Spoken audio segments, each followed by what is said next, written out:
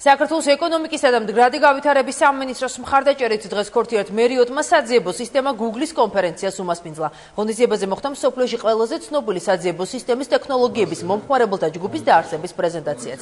ჯგუფი დაეხმარება სპეციალისტებს საერთაშორისო IT ექსპერტებთან თანამშრომლობაში და გამოცდილების გაზიარებაში მსოფლიოს მასშტაბით. ასევე ჯგუფის შექმნა ხელს შეუწყობს ქართული აპლიკაციების ადგილობრივ და საერთაშორისო ბაზარზე გადანას. კონფერენციას ახალგაზრდა პროგრამისტები, ოლიმპიადებში გამარჯვებული მოსწავლეები, IT კომპანიების წარმომადგენლები და სხვა დაინტერესებული პირები დაესწრნენ. თბილისში ვიზიტით მყოფმა სისტემის უკრაინელმა ექსპერტმა დამსწრეთათვის ახალ ტექნოლოგიურ მიღწევებზე დღეს სპეციალური სემინარიც შეატარა.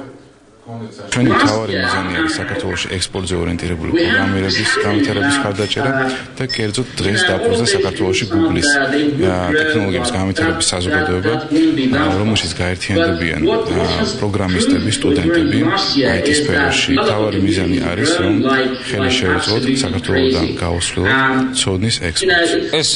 დამწყები დეველოპერებისთვისაც ძალიან კარგი საშუალება შედარებით გამოცდილი ადამიანებისგან მიიღონ ინფორმაცია და თვითონაც ენთუზიაზმით ჩაერთონ ამ საქმეში. ეს ჯგუფი დაარსდა შეიქმნა 2 დღის წინ.